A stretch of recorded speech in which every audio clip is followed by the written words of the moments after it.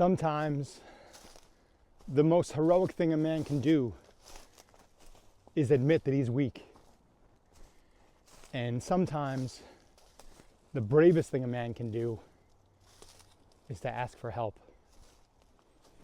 That's a quote from Tommy Casatelli, former United States Marine. Well, as they say, once a Marine, always a Marine. And a former New York City firefighter who was the lone survivor of his fire company on the fateful morning of the World Trade Center attacks of September 11, 2001. He's got a harrowing story, and he wrote a book called A Fine Gray Dust. He's also an artist, a creator, a writer, a friend, and he makes a pretty mean taco too. Get them tacos.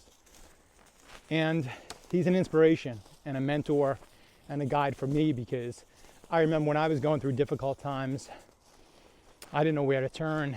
And by him showing his vulnerability, I'm getting choked up even thinking about it, he gave me permission to ask for help. He supported me on my journey when I was going through a tough time.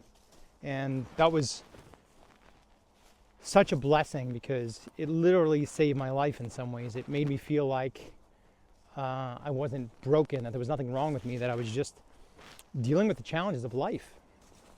And that I didn't need to do it alone. That there are other people out there that could help me, that had gone through what I've gone through, that struggled with the challenges of life, that struggled with addiction, struggled with mental health, struggled with relationships. And somewhere along the lines, I mean, for hundreds of years, we lived in tribes where we took care of each other, and we would work together and mourn together and grieve together and celebrate together. But somehow it was beat out of us, and we were convinced that we should ignore our frailties and vulnerabilities, and we should just work for the purposes of whoever convinced us of those things. But the reality is that we need each other.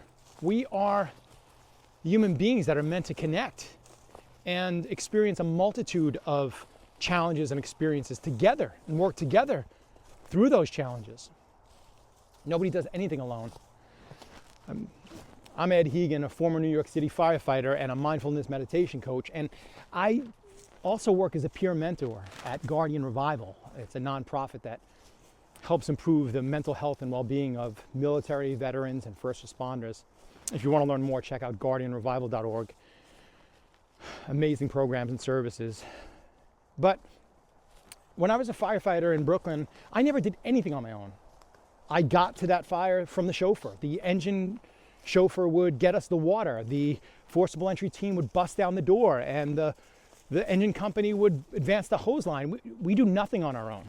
So even the guys that get medals on Medal Day, they didn't do anything alone. And everybody in service, all the guardians out there, all the veterans and firefighters and cops, they all know that.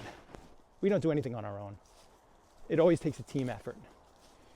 Even the idea to become a firefighter and serve my community was something that was instilled in me from the people that I grew up with, my friends, my family, my community. And so to recognize that we need each other, that we are hardwired to connect as human beings, can at least help us to understand that it's okay if we're struggling. If we're going through tough times in life and we're going through challenges, we don't have to go through it alone. And for some reason, somewhere along the lines, it was perceived as a weakness, or that there was something wrong with a man if he asked for help or if he was struggling with something. And we need to break that stigma. We need to give each other permission to ask for help. And we need to allow each other to show up for each other. It is so important in today's day and age. Right now, the crazy wildfires out in California, the brothers and sisters out there that are putting out those fires and doing amazing things to help their community, they're going to suffer and struggle for a long time. And in so many ways, when we struggle, if you're a person that gets into a car accident, or your house is on fire, or someone you love has a medical emergency, you call 911 and these people show up for you.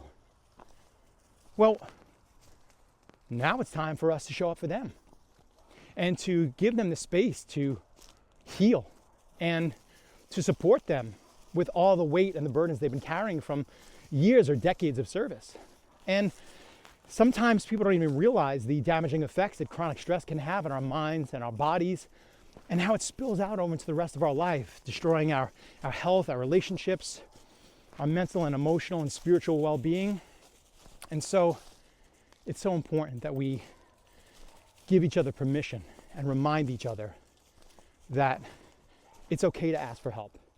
It's okay to admit that you're weak and you're struggling, that you need a hand.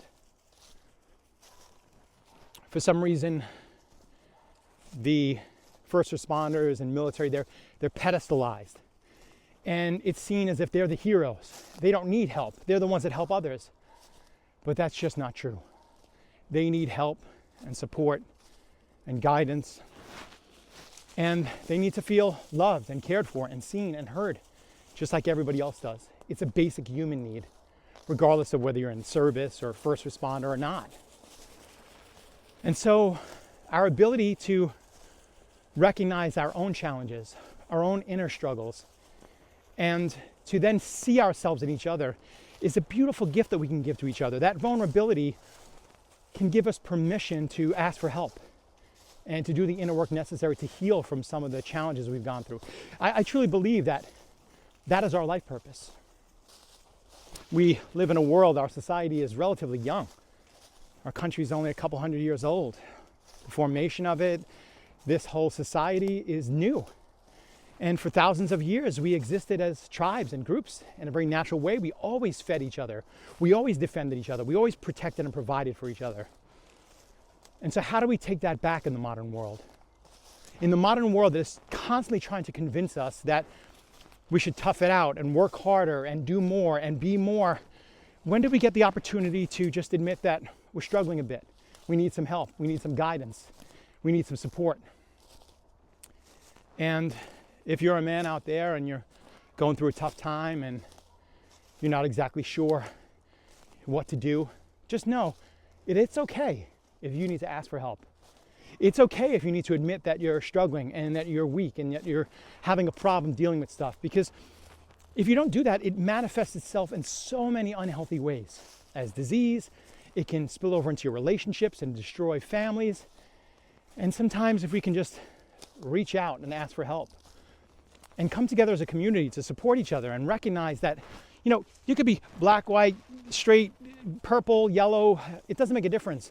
The common denominator in this human experience is the things that we all have in common are the fact we all suffer. We'll all die. We all want to be seen and heard and understood. We all want to matter and have a sense of meaning and purpose in our lives. And in that way, it is our vulnerabilities. It is our weakness that is the thing we have in common. The thing that bonds all of humanity is that we all need each other. We all suffer. And we all want to be cared for in our times of need. And this includes those that we pedestalize, the heroes, the veterans and the first responders, that we think are impervious to these things. They're not. By the rate of veterans that are coming back from their service with these moral injuries, carrying these weights, that they see no alternative but to remove themselves from this human experience. It's tragic. And it's so important that we recognize that as a society, if the government, if the municipalities and the departments are not going to do things to protect the mental health and well-being of those that show up for us, well, then it's up to us as a society, as a community, to create that. And that's why I'm proud to work for an organization like Guardian Revival that really focuses on creating community for the mental health and well-being of veterans and first responders. But it's not just veterans and first responders. This is a human experience where we do the best good where we can to those that show up for us in our time of need. And as the guardians and the veterans and first responders show up for us, we have to recognize how we can show up for them. And so this is just a reminder. Doesn't make a difference who you are. We're all connected on some level. We all are interdependent. We all rely on each other to take care of each other on some level. And so if you're going through a tough time, or maybe you know of a veteran a first responder that's going through a tough time and they're struggling, share this video with them, to support them, to let them know that it's okay, to remind them that what they're going through is not, they're not alone with it, to let them know that what they're dealing with, the burdens that they're carrying, that it's normal and natural for us to react like that, and that there is hope, that this too shall pass, that with support and guidance, we can take care of each other and help each other heal from these deep stress wounds that our brothers and sisters carry. So I hope this message resonates with you, and I hope that if you go through a tough time, you are brave enough to admit that you're weak and see that as a strength, and that if you're going through a tough time, that you can ask for help. And in some ways, that simple act may give someone else permission. You may take the noose off someone else's neck by just simply being vulnerable and daring to speak your truth. And thank you, Tommy, if you watch this ever, for reminding me that I'm not alone. And I'm deeply grateful for that. And so if you know a veteran or first responder, you can also guide them to guardianrevival.org and check out some of our programs and services. And if you're not, it doesn't make a difference, because even if you're just a human being and you care about the people in your life, you can be that source of vulnerability and guidance and hope and support, and be brave enough to reach out for help and give someone else permission to go on their healing journey and get the help that they need to live up to their potential and become the best version of themselves. And that's the way that we can show gratitude for the service and sacrifices of our veterans and first responders. So that's all for today. I hope this message resonates, and that if you know somebody that can benefit from this message, please share it and remind them that they are never alone.